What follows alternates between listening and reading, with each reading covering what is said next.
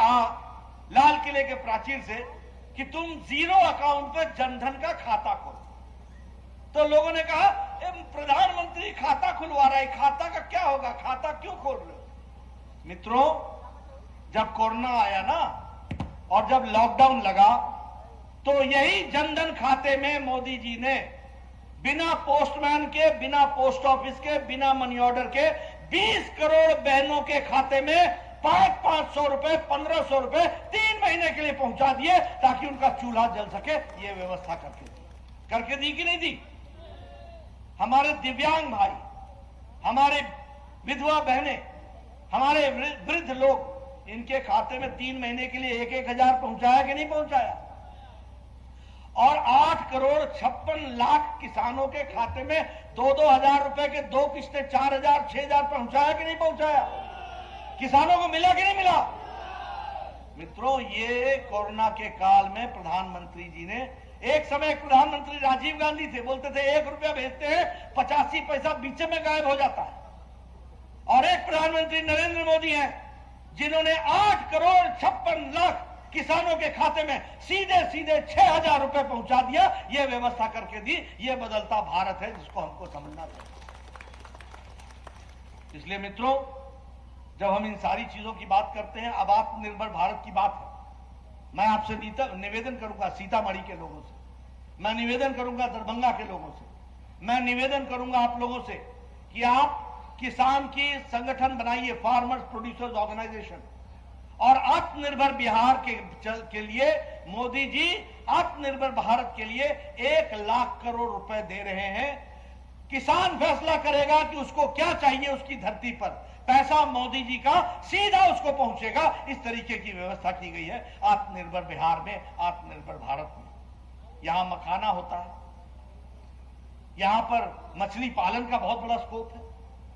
मैं देख रहा था ऊपर से, बहुत से तालाब है यहां पर, मछली पालन का स्कोप हो सकता है। और मीठा मछली सिर्फ उत्तर बिहार में ही मिलता है, और बिहार सीधे देश को मछली सप्लाई करने का काम कर सकता है, आत्मनिर्भर बिहार का काम कर सकता है। यह हमको समझना चाहिए। और इसके साथ साथ मैं ये भी आपको बताना चाहूंगा कि जहां जनधन खाते में पैसे तो गए, लेकिन यह मोदी जी ने लालटेन युग से निकाल करके एलईडी युग में पहुंचाने का काम किया, तो नरेंद्र मोदी ने किया है। इसको भी हमको समझना चाहिए।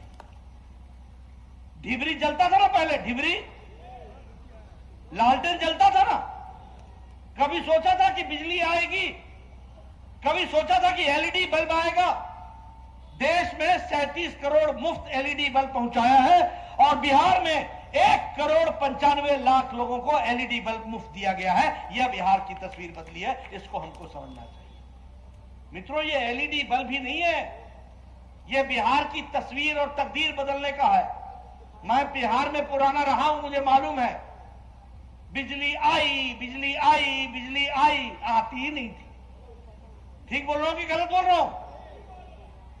और गर्मी में आधे लोग ना बनियान उठा के आधा हवा खाते रहते थे। गलत तो नहीं बोल रहा हूं?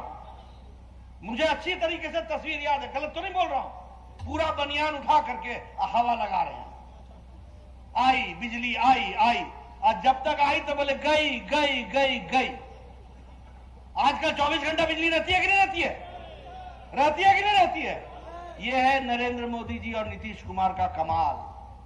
यह है विकास की कहानी जो आपको समझना चाहिए। आप बताइए, हमारी बहनें सूर्यास्त का इंतजार करती थी कि नहीं करती थी? और सूर्योदय से पहले नित्यकर्म के लिए जाती थी कि नहीं जाती थी? क्यों? क्योंकि इज्जत घर नहीं था। क्यों? क्योंकि स्वच्छता अभियान को लोग मजाक में लेते थे। लेकिन मोदी जी ने 11 करोड़ 30 लाख सारे देश में इज्जत घर बनाए, और बिहार में 1 करोड़ 20 लाख इज्जत घर बना करके महिलाओं को इज्जत दी है। इसको हमको समझना चाहिए, ये हमको समझ कर रखना चाहिए। ये छोटी घटना नहीं होती मित्रों। 1 करोड़ 20 लाख इज्जत घर, मतलब 1 करोड़ 20 लाख बहनें अपने घर से बाहर जाती थी दैनिक क्रम के लिए। क्या क्या बिहार था। और नेता कैसे थे? तेल पिलावन लठियम भाजन, ये नेता होते थे। आजकल नौकरी देने लगे हैं, अरे सारे बिहार को निकाल करके बाहर पहुंचा दिया, आप नौकरी देने लगे हो? क्या बात करते हो, क्या सोचते हो तुम? उसी तरीके से सौभाग्य योजना में 2,60,00,000 लोगों को बिजली दी गई और 32 लाख घरों में बिजली यहां बिहार में दी गई। 32 लाख। मित्रों, ये सारी बातें मैं आपके सामने इसलिए कह रहा हूं कि बिहार की बदलती तस्वीर, ये सब मोदी जी के आशीर्वाद से नीतीश कुमार कर पाए हैं, ये हमको ध्यान में रखना। गायत्री देवी जी ने चर्चा की राम मंदिर की, हमारे दिवेश जी ने और हमारे भूपेंद्र यादव जी ने चर्चा की राम मंदिर की। राम मंदिर भारत की आस्था का ही सवाल नहीं था। राम मंदिर हम सब लोगों के, करोड़ों लोगों के लिए एक, जिसको कहते हैं, जीवन से जुड़ा हुआ विषय था। और कांग्रेस पार्टी क्या कर रही थी? लटकाना, अटकाना, भटकाना। कपिल सिब्बल क्या कहता था? फैसला मत करो, फैसला करोगे तो बीजेपी को फायदा हो जाएगा। देखो राम को किससे क्या क्या क्या क्या क्या दलील दी जा रही है। लेकिन मोदी जी को आपने चुनाव जिताया, सुप्रीम कोर्ट में डे टू डे प्रतिदिन सुनवाई हुई और सर्वसम्मति से राम जन्मभूमि का फैसला, अयोध्या में मंदिर बनने का रास्ता साफ हो गया और मोदी जी ने शिलान्यास करके अब भव्य राम मंदिर वहां पर बनेगा। यह परिस्थिति लाकर के खड़ी कर दी।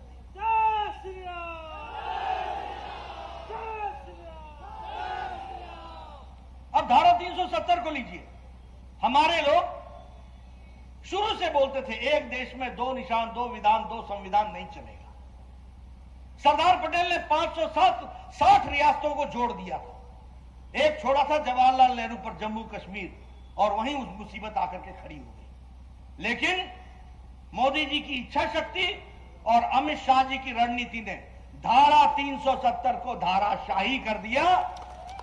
अब इस देश में एक निशान, एक विधान, एक संविधान, एक प्रधान हो गया है। इसको हमको समझना चाहिए, ये पूरा का पूरा हुआ है।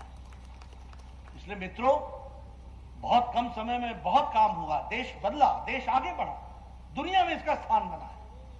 और दुनिया में स्थान बनने के साथ साथ यहां के विकास के लिए भी जो काम होना था वो सारे काम किए गए, वो भी हमको ध्यान में रखना चाहिए। मैं आपसे चर्चा कर रहा था, रेलवेज के लिए अलग से 2,720 करोड़ रुपए दिए गए, फिशरीज के लिए, मछली पालन के लिए 152 करोड़ रुपए दिया गया है। और हमारी कोशिश है कि यह बिहार जो 15 साल पहले लूट राज था, उसको लॉ एंड ऑर्डर राज की तरफ से आगे बढ़ाया जाए, इसके लिए हम काम कर रहे हैं। ये बिहार जो बाहुबलियों का बिहार था, उसको विकास बल पर आगे बढ़ाने का हम प्रयास कर रहे हैं। आप बताइए, आपके ही सिवान में शहाबुद्दीन था कि नहीं था? आपके, और वो शहाबुद्दीन ने 2 भाइयों को तेजाब में जलाया था कि नहीं जलाया था? और लालू के राज में दंदनाता था कि नहीं दंदनाता था? आज का डीजीपी उस समय का एसपी था, 30 किलोमीटर भागा था एसपी अपनी जान बचाने के लिए, और थाने में उसने जान बचाई थी और शहाबुद्दीन ने उसको गोली मारी थी। आज का वो डीजीपी है। मित्रों, नीतीश बाबू आए तो वो जेल के अंदर गया और अमन चैन शांति आई है तो उसके बाद आई है, इसको हमको समझना चाहिए। लोग बोलते हैं आप 15 साल पहले क्यों याद दिलाते हो? मैं इसलिए याद दिलाता हूं क्योंकि अभी भी आरजेडी की रस्सी जल गई है, बल नहीं गया है, विचार वही है, उसको हमको समझना चाहिए। इसलिए मैं याद दिलाता हूं। 5 बजे के बाद निकल नहीं सकते थे। मेरे को याद है, मैं बेतिया में एक जनसभा में मैं महामंत्री था, तो मैं नीचे खड़ा होकर लोगों की बातें सुनता था। तो एक नौजवान आया था, बहुत खुश था, नीतीश बाबू को सुना है, नीतीश बाबू को सुना है। मैंने कहा साइकिल पर आए, साइकिल पर आए। मैंने कहा साइकिल साइकिल बार बार बोल रहा है। मैंने कहा साइकिल पर आए हो तो क्या विशेष बात है? बोलता आप नहीं ना जानते हैं, यही अगर आप 5 साल पहले आते तो साइकिल हमारा लोक लेता, छेक लेता, छीन लेता। आज नीतीश बाबू का राज है, साइकिल से आए हैं और साइकिल से जाएंगे, ये उसने मुझे उस दिन कहा। क्या राज बना दिया था? मोटरसाइकिल नहीं, साइकिल। यानी साइकिल नहीं बचता, मोटरसाइकिल कहां बचना? आप बताइए, उस समय कोई गाड़ी खरीद करके घर के आगे रखता था क्या? कोई रखता था क्या? कहां पहुंचा दिया था बिहार को? क्या किया था आपने? आज नीतीश जी के राज में आप बताइए, बहनें साइकिल पर स्कूल का पोशाक पहन करके झुंड के झुंड स्कूल जाते हैं कि नहीं जाती हैं? मित्रों, ये बहनों का ही सवाल नहीं है, ये महिला सशक्तिकरण का सवाल है, ये बिहार के बढ़ते हुए पग दिखाने का सवाल है, ये बेटी बचाओ बेटी पढ़ाओ का नतीजा है, जिसको हमको समझना चाहिए, उसको हमको जानना चाहिए। 25,000 रुपए मिलेगा इंटरमीडिएट के बाद, 50,000 मिलेगा ग्रेजुएशन के बाद। ये बहनों को कितना बड़ा सशक्तिकरण किया है, कितना बड़ा अंतर लाया है। ये सारे अंतर को हमको समझने की जरूरत है और उसको हमको मजबूती प्रदान करने की जरूरत है। मित्रों, 3 साल में 11 मेडिकल कॉलेज, कभी सोचा था? कभी सोचा था कि ये सीतामढ़ी बॉर्डर एरिया में मेडिकल कॉलेज खुलेगा? और मेडिकल कॉलेज खुलने का मतलब है, मैं जानता हूं, 550 करोड़ रुपए तो बिल्डिंग पर लगेगा, 200 करोड़ रुपए सालाना खर्च होगा मेडिकल कॉलेज के चलने के लिए, और कम से कम 50 से 60 दवाई की दुकानें चलेंगी, और कम से कम 6 से 7 डायग्नोस्टिक सेंटर चलेंगे, और कम से कम 1000 लोगों को रोजगार मिलेगा। यह परिस्थिति आकर के खड़ी होगी। यह है आपके इलाके का विकास। इसलिए मैं आपको सिर्फ एक ही बात बताने आया हूं कि हम इन सारी चीजों को ध्यान में रखें। महिलाओं के विकास के लिए हम अपना योगदान करें, बिहार के विकास के लिए हम अपना योगदान करें। लालटेन युग से निकाल करके एलईडी युग की तरफ हम बढ़ चले, बाहुबल से निकल करके विकास बल की ओर चल पड़े, लूट ऑर्डर से निकल करके डीबीटी के राज में चले जाएं, जहां सीधे खाते में आपके पैसा आए, बीच में आपका पैसा कोई न लूट सके। यह परिस्थिति आकर के आपको खड़ी करनी है। और इसीलिए मैं कहूंगा कि गायत्री देवी जी को आप चुनाव जिताएं, और गायत्री देवी जी के चुनाव के साथ साथ आप बिहार को मजबूत करें। इस रामायण सर्किट आएगा, और रामायण सर्किट के कारण यहां सैलानी आएंगे कि नहीं आएंगे, विकास होगा कि नहीं होगा। इसलिए इस सारी बातों को ध्यान में रखते हुए मैं आपसे निवेदन करने आया कि गायत्री देवी को आप चुनाव जिताएं, जनता दल यूनाइटेड के कैंडिडेट को चुनाव जिताएं, हम पार्टी के कैंडिडेट को चुनाव जिताएं, वीआईपी पार्टी के कैंडिडेट को चुनाव जिताएं, एनडीए के गठबंधन को आगे लेकर के आए, और बिहार की एक नई कहानी के नए आयाम में अपने आप को आप शामिल करें, जोड़ें, और उसके साथ साथ एक नई तस्वीर हम सामने लेकर के आए। यही मेरा आपसे निवेदन है। और